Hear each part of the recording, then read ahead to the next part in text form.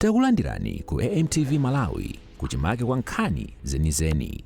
Ngati nkhani imeneyo kuno kulibe, dziwani kuti nkhani imeneyo ndi yabodza.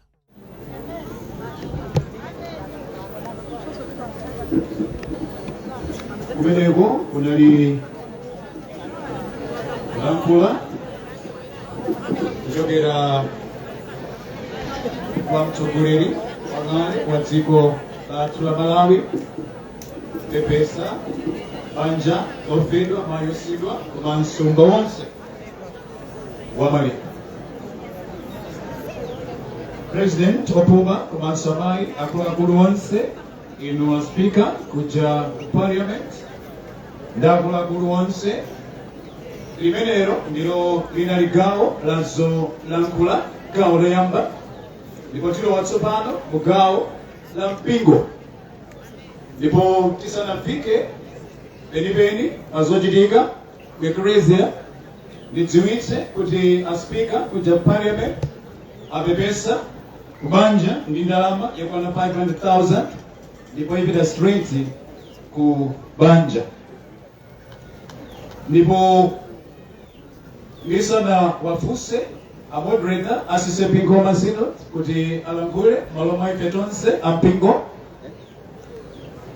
Kumpingo kunachitikanso chipepeso ndipo chimotere totama sisepi 100,000 kwacha, Chamwambi Presbytery 30,000, Kasungu sisepi 30,000, Kaswalipande 10,000, Chilanga sisepi 10,000, Kalumba sisepi 10,000, Chamwavi sisepi 10,000, Kumena Dindwa na Sonkana 27,700 kwacha, Musa Salimon 10,000, ndipo Muzomse Gomba Mkota 285,000 kwacha Kristo.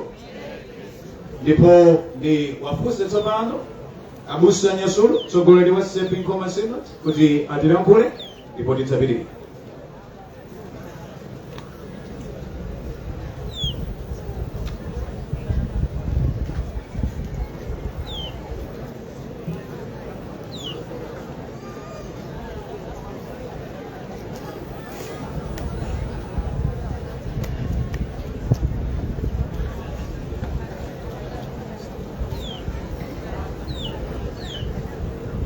Pepani kwambiri inu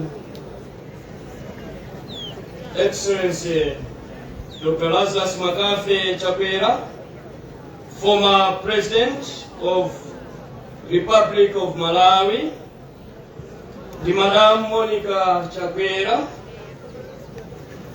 Pepani kwambiri Honorable Kumbo Kachari, former Vice President.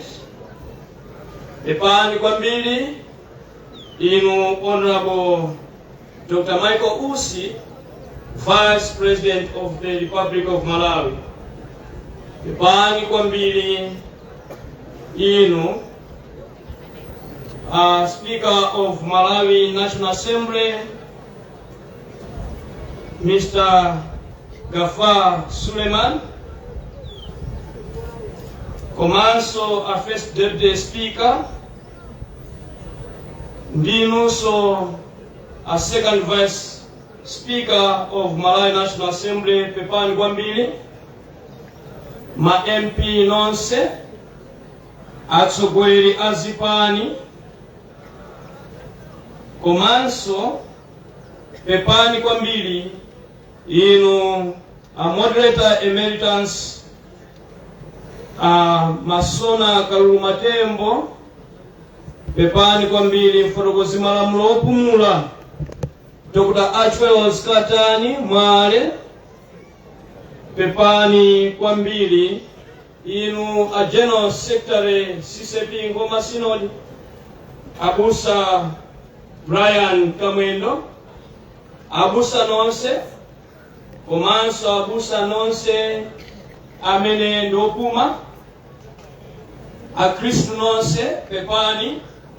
Pepani abusa Mzandira amene ndabusa mpingo uno wachilanga. Pepani abusa Salimoni kuja kumapemphera a Kazombo kulingati. Pepani kwambiri inu nonse amayi ndi abambo. Tagwedwa, tafoka, tathinidwa, tilibe mphamvu. Ngati sisepi ngoma sinodi wagwedwa. Poti otere aphungu amene anali pa ulamuliro nthawi imeneyo, komanso nakhala achinyamata, tinali kudalira ngati sinodi. Ine ngati moderator wa sepi ngoma sinodi ndagwedwa pawiri.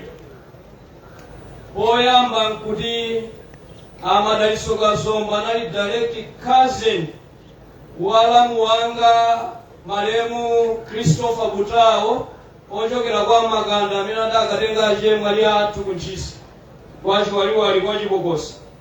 Tagwedwa kawiri akubanja tikupepeseni tikulira nanu pamodzi, koma makamaka ngati ngoma sinodi chifukwa chinali chipangizo mdzanja lathu ngati okhulupirira.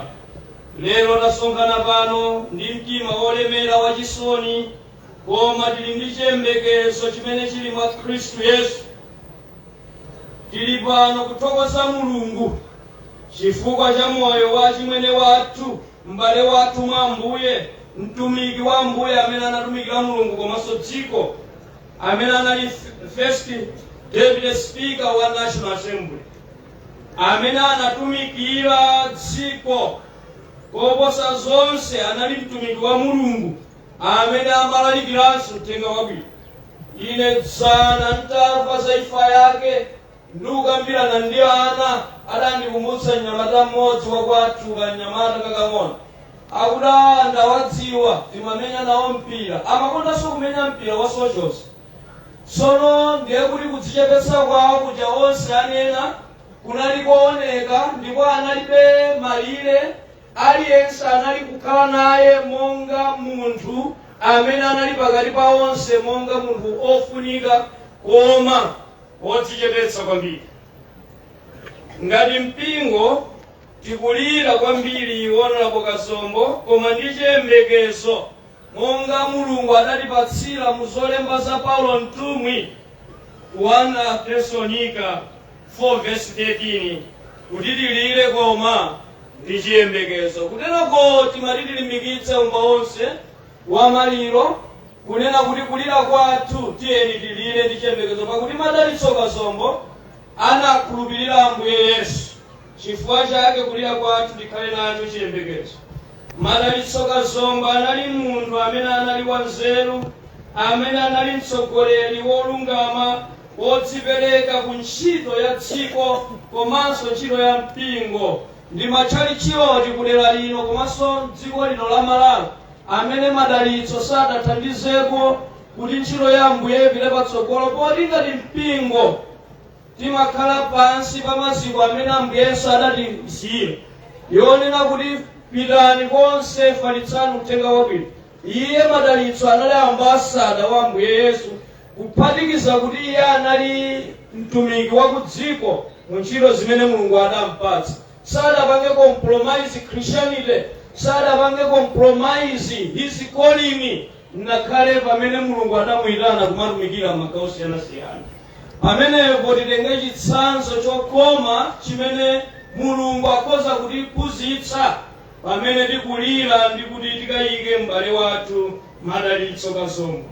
Anagwira ntchito yotsogolera koma mwaulemu, anagwira ntchito moopa Mulungu, ndipo anali chitsanzo chabwino m'nyumba ya malamulo. Tikhoza kuchitira umboni pano kuchipani uku komanso kotsutsa kumene wolamula pano, tikhoza kuchitira umboni zimene zosiyanasiyana. He was very flexible, very friendly and humble person. Ndi munthu amene tikumsowa koma Mulungu wakolola, Mulungu alemekezeke.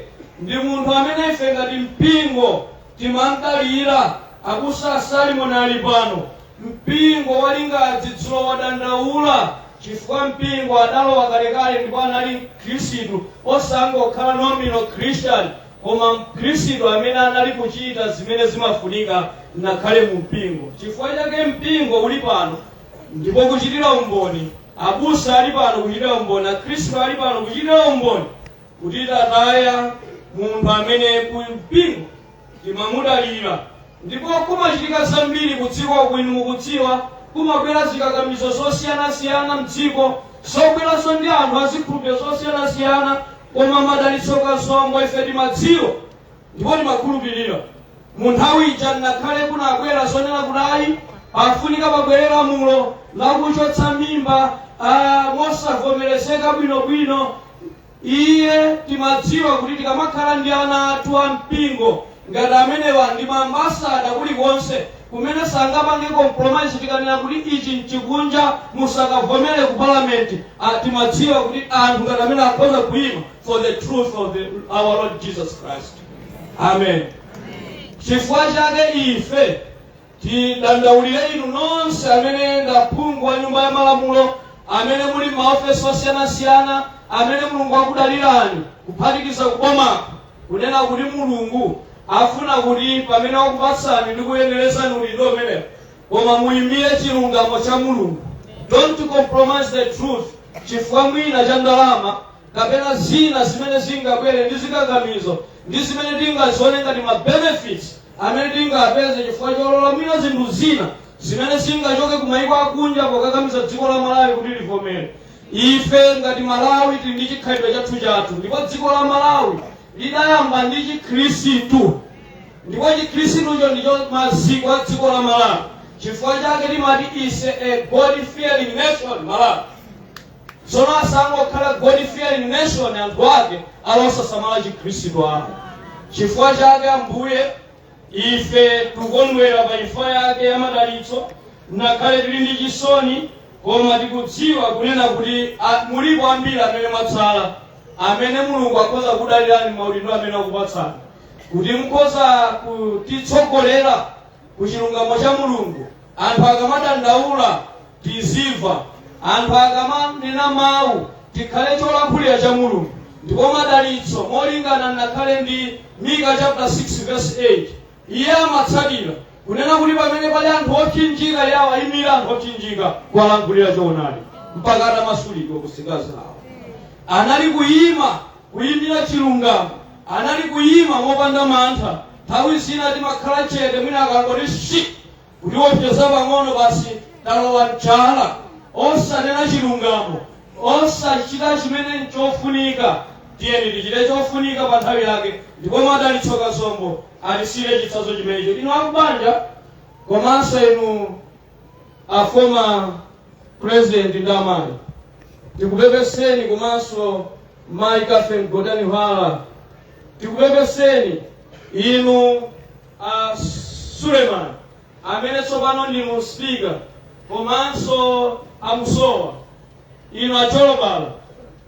Uyudo anali institution memory amene mukadakafunsako mmene zimayendera lero wapita tonse tikulira, koma imfa yake tiphunzitse kukhala amodzi, kukhala okondana ndi kukhala anthu okonda chilungamo. Ife ngati mpingo tidzalimbikitsa chimenecho, ndipo sitidzakhala chete konse.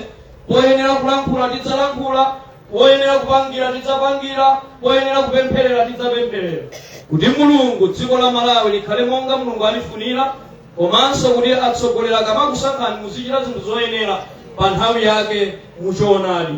Ambuye akudalitseni nonse chifukwa cha imfa iyi. Pamene mupita tikayika mupite mu mtendere.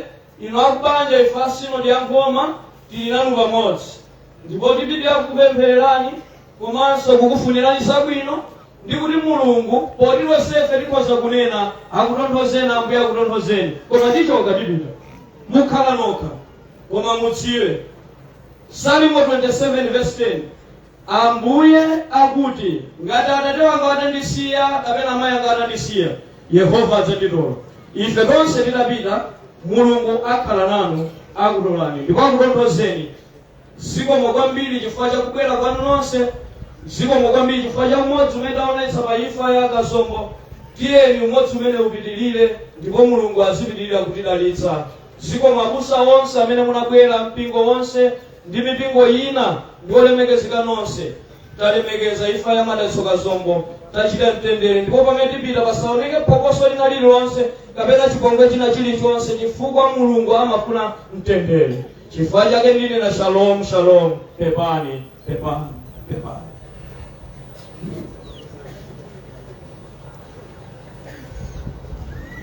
Kulankhula kumeneko kwa mtsogoleri wa CCP Koma Synod kulira pachisoni cha Madalitso Kazombo amene anali mmodzi wa ife ku Ecclesia Hotel.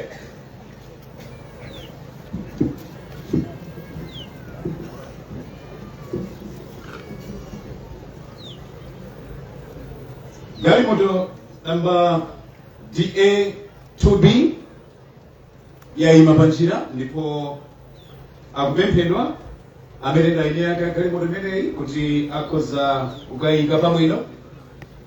Komanso pakati pathu pakuoneka kuti pakuchitika kachipwirikiti kena mwachitsanzo galimoto namba KK5253 pakuoneka kuti pali akuba aphwanya glasi ndi kumatenga zina ndi zina galimoto imeneyi ndi umboni ochokera kwa ine yake galimoto imeneyi.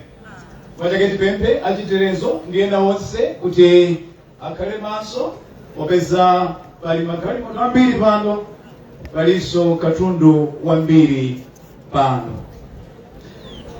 Atate ndi amayi olemekezeka onse, mtsogoleri wopuma wa dziko la Malawi, monga mwa chikhalidwe chathu timayenera tilowe mu gawo la chamsozi.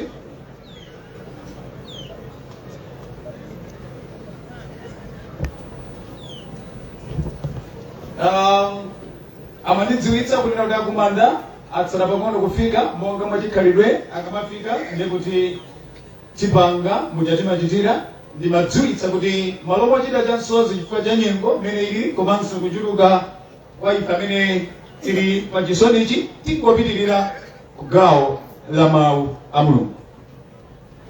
Ndipo ndisadawayimiritsa abusa amene adzatumikira ndi mawu a Mulungu, timafunanso tidziwitse ichi kuti East African Plantation Estate number 87 athandiza ndi mabagi achimanga 9 pa chisonichi, ndipo uthenga wawo akudandaula chifukwa cha zovuta zimene zachitika pakati pathu.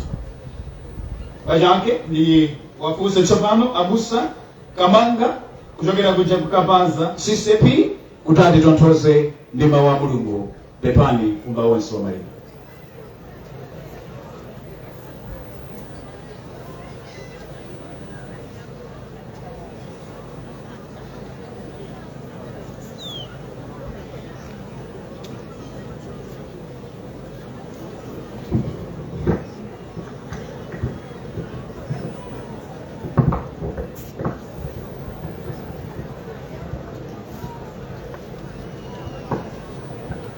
Pepani kwambiri kumba wonse wa maliro, ulemu ndiendere wa mtsogoleri wanga moderator komanso achimwene wanga amene akuyendetsa mwambo pompano.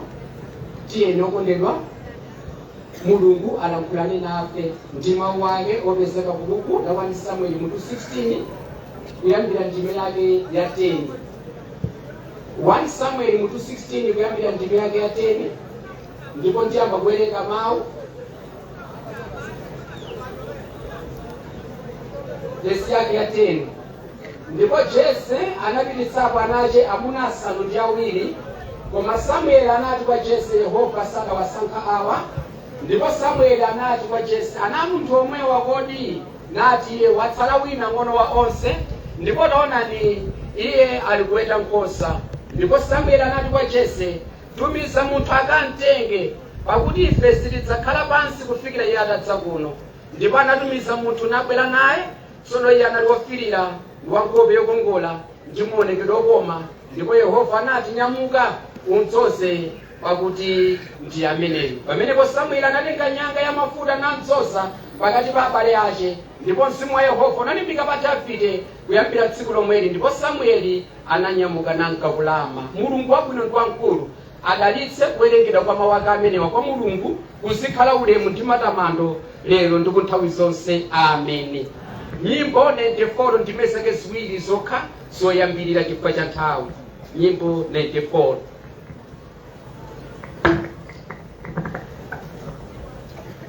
kodi mwalandira Yesu iye ana kufela afunitsa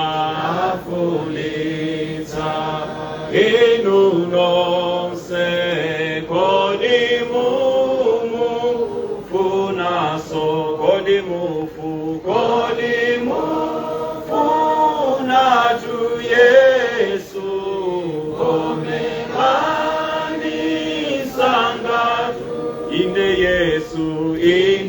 Yesu ndifunani ndinumbuye wangatu nthawi zonse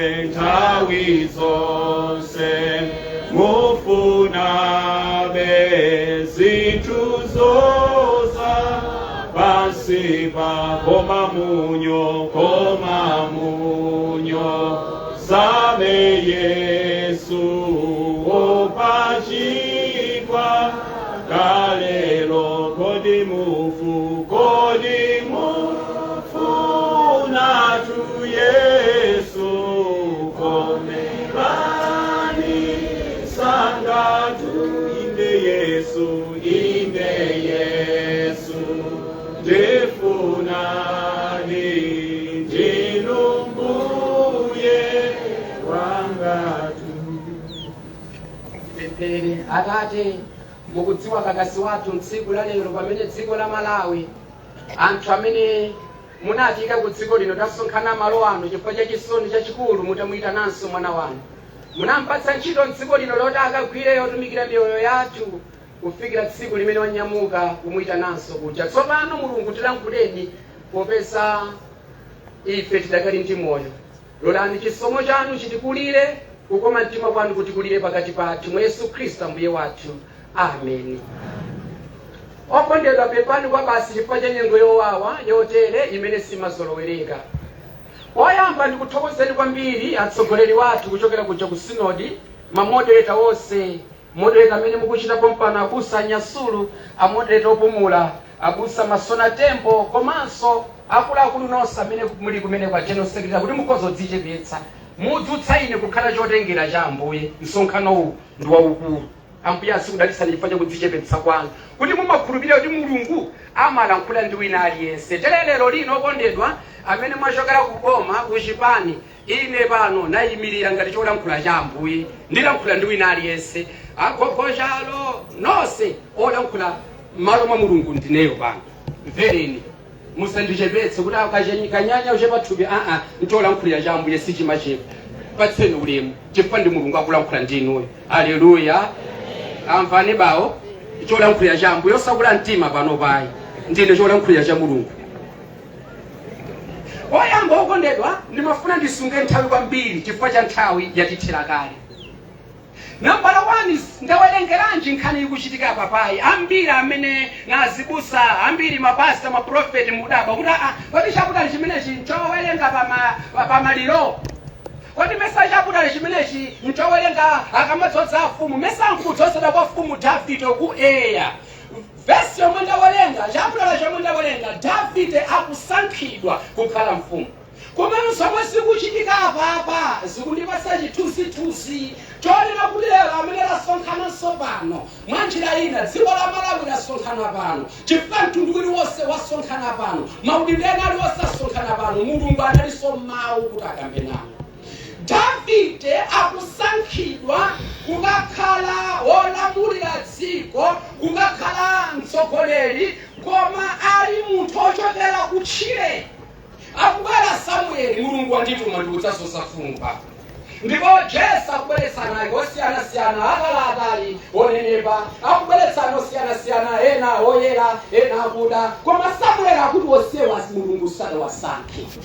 Kodi ananungo mwewawa nde pamene Jese akuti katsala kena koma tinakasiya chifukwa timadzoli timpikisano omwe silangayambeko nde Samueli akuti ife pano sitikhala chete kufikira mukantenge Davide abwere. Pamene amakantenga Davide kubwera mpamene amamudzoza akhale mfumu yolamulira.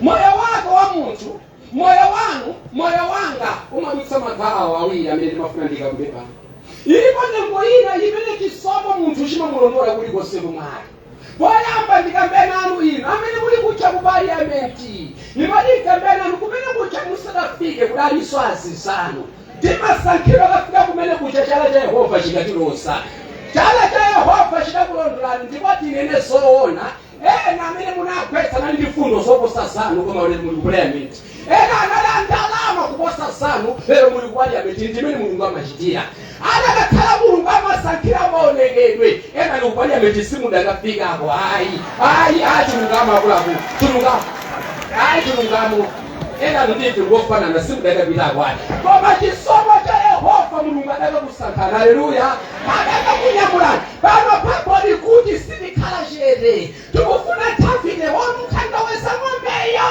adakamusankha mpamene akamudzoza chala cha Yehova chimakweza wanthu ndepatsi kopano ilipo nthawi imene mulungu amakuyendera atakamaimba nyimbo pena ngati ndikwele kumwamba komweku ndikuti amona Yehova koma tapetserani pamene nthawi ilipo imene Yehova amachikweza nkukatifikitsa pamwamba ambiri timayiwala kuti imafika so nthawi imene chala cha Yehova chomwecho monga chinamusekera Davide nkukambeza chala chomwecho chimamusaka so munthu imfa ikafika kuliko sangathawire inu mabwana petsereni nthawi zina mumatusuka chifukwa cha ndalama zimene muli nazo vimakhali motofano mukamayenda tere pano ngati muli popita kuchachichi mumapita kuchachichi ambuyazi kudalitsana tikhozona tilikolazani kuchachichi simukudziwa ayi simukudziwa kuchachichi munanyamwa kuchachichi mangopita nthawi yakampeni munapati mapita kuchachichi sigwerapo ayi munavala vigwirizano vabodza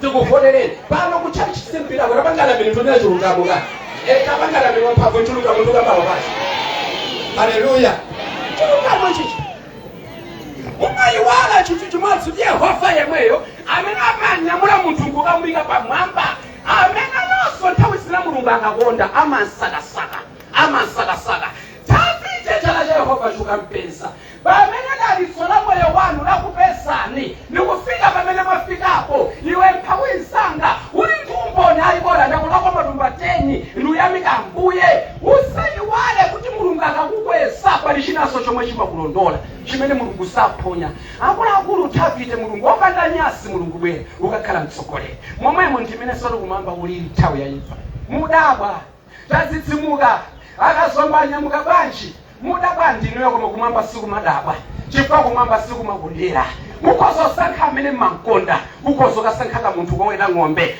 ukozosankha munthu wachuma ukozosankha mphawi kumamba siku chanyasi kumasankha wina aliyense kodi lero mulungu adabwera nkukuita nani ukwenda wanu ngwakali ngambuye ndodala munthu amene akamakhala pano moyo wake teire ukadakonda phasi kuchipani ukadakwira Yesu alikono wanthu chikhali moto cha mphamvu kachipanga pange pa chalichi nkukakhala pa mpando wa thaba inu kunyamwa lero kunyamwa mpaka tomafusa kuti mulungu alikodi kunyamwa atu aliko mulungu yodi aliko mulungu kunyamwa ilipo nthawi inemene chala cha Yehova chitsakulosa chala cha Yehova chikakupeza kubusa la ng'ombe chimakakupeza komwene ukosokwera ndeke panopita ku Amerika sukuli mochali yoyikira wanthu akufa ndikwakapetserani mabokosi wangosiyana ena wa mabokosi ngati fesitingalo wemo okasikosaso mabokosi amadziwa ulomphawi mulungu amayitana alikoso olemera mulungu amayitana ngati anthu timasankha ndifere koma mulungu samasankha mbusa atsapita kumanda profeta atsapita kumanda wandale atsapita kumanda banji osapangobali ndi Yesu unakamatsa kuyitanani mukapeseka pamaso pako pandabangopanda chilema inu aneneri kodi silakwane nthawi yolilizauza wanthu zakumwamba usanangumala ailisivi mama ailisivi baba kodi silakwane nthawi yausanthu zakumwamba mutsatidula chali mukazikutika chomwe basi ya dziko lino lapasi koma nthawi ngati ikafika mukapeseka dzina lanu kumwamba kulibe vetserani tikhozola nkula zambiri za amene akhona apa pawo koma bwanji nkutsutseni zamoyo wasimukudziwa kudziwa ndi mulungu yekha basi ife tikamba zomwe timona ndi maso koma Yehova amona zakuseni tisamapusitsani mulungu aliyesamamdziwa chala Yehova chitsakuloserani mutsabwera ndege koma ife mathamanga oposa ndege mukafika kwa Amerika mukaibezera minya pause na Brazil mabikire enuyo ndipete matamanga kukosa mingi ufera wonkulu chifukwa cha Jehova chaloza. Haleluya. Aisanga ndimalise mode kodi ino ansanga mphawi silingapusile kosomo suchilika pano matuzulana maso chifukwa cha nkhani ya sandali. Kodi simungapusile ona ndimene akulirana pana TPP IUTF achipande chanja alipo mpano koma kutuzulana maso mbale wanga kutuzulaniso wami ndinapo chani taona nsakwama kundana. Kodi sinakwane nthawi yoti ndisikondana abe ndisikondana sinakwane nthawi mwati ndisibondana chifukwa cha nkhani ya sandale ayinafera chipani chitizwala kuthuzula akulakulisizona ayisizona ayi lekwana nthawi tenti mudziwe Yesu akhala mbuye ndi mpulumutsi wathu. Mukondeni insanu musapenzanu ndi mphawi insanu mukondeni muyende naye limodzi. Chala cha Yehova chimakuloza unyamuke ndikuimba nyimbo ngati nkwere kumamba komweko.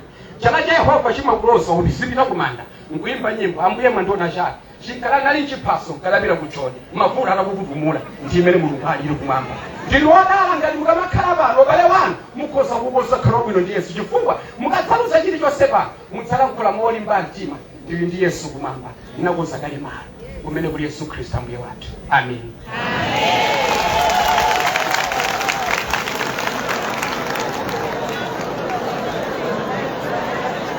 Yesu ndi wabwino ndipo nthawi zonse. Kulankhula kwa Ambuye kumeneko kutitonthoza pachisoni. Ambuye akudalitseni abusa Kamanga kuchokera kuja kukapaza CCAP. Tenga wabwino, tenga olamitsa, tenga otitonthoza komanso kutilimbikitsa pamene tikudikirira kulira kwa lipenga lotsiriza chimaliziro cha nthawi yapasi pano. Amen. Ndipo titamva mawu a Mulungu kuchokera kwa mtsogoleri wa mpingo uja wakapaza mbusa Kamanga monga zakhalira mudilole umba wonse wa maliro komanso ino akuluakulu athu onse amene muli nafe limodzi pachisoni ichi kuti ndiwerenge mayina a iwo amene adzakayala nkhata kuja kumanda. Alipo ndithu mayina ochuluka ndipo ngati dzina silingamveke koma muli ndi chidziwitso musakhale kuti mukhoza kukayala nkhata. Oyambirira ndi wa mayi Osidwa, mayi Pamela Kazombo, mayi Zelifa Kampala, Ana Osidwa, onse amalume Dr. Kent Mpepo, abambo Dan Mpepo, Awifort Kadango, achemwali amalemu komanso achimwene atione Mpepo, aoni Mpepo, akazombo, a president Opuma,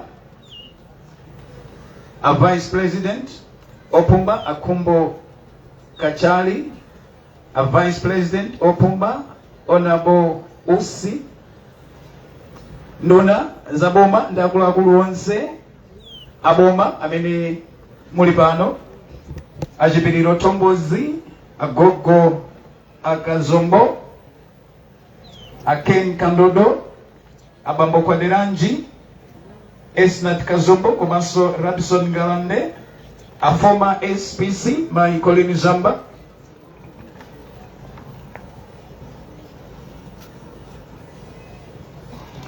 liste kubirinabe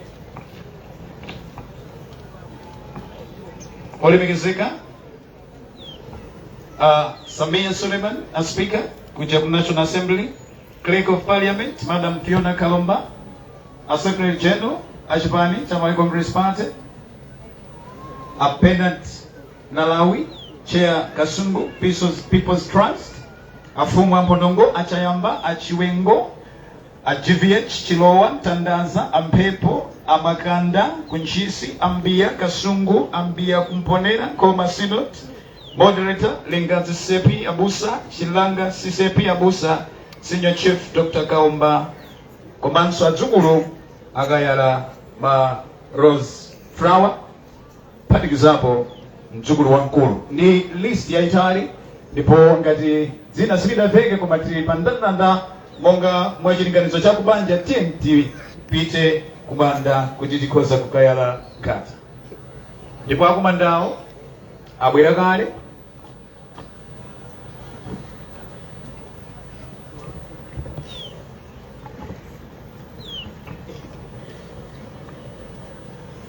ndipo takulandirani adzukulu akumanda pa ntchito yolemetsa imene muyichita pakati pathu. Ambuye akudalitseni ndipo mujatimachitira mamayendedwe ndi kuti mdzukulu wamkulu atitsogolere kumanda, komanso mafumu ndi akuluakulu onse, ndipo mujatichitiranso ndi kuti mfumu yathu idzakhala pa mdipiti umenewu mujatichitira mpaka titafika kumanda. Kumanda kwa sikudali akutirozere kuti ndi pa musi pomwepa. Ndipo panja adziwitsa kunena kuti tikapita kumanda tibwere kuti tikhoza kudzalandira chakudya. Mwanga mwamva kuchokera kwa Master of Ceremonies kuti akumanda afika panopa tiwalandire, ndipo tikhala tili kuimba nyimbo kuwalandira akumandawo. I think mutipatsa njira apa. Kwathu sipadziko ingopitiri nati Gelo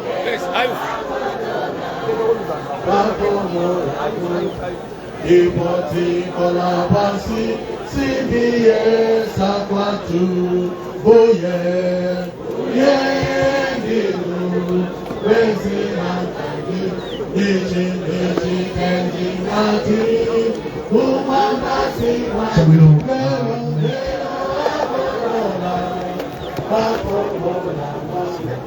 Ipotiko la pasi Sibiesa kwatu Tifuta mbele ya kumandao Andi embekeza Chindu chinditi Polo mozi wanga Wandi kululuki Ata ndivyoleta Pamene dafoka Diponti mola pansi Sindiye kwatu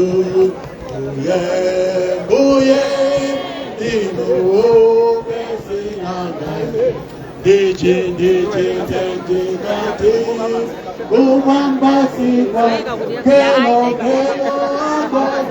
Damangamaki Tilabaka Diponti mola pansi Sindiye kwatu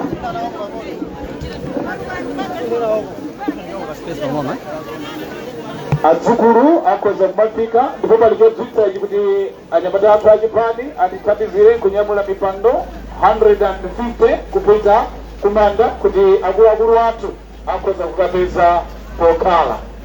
Ndipo adzukulu tiyeni titenge malo athu.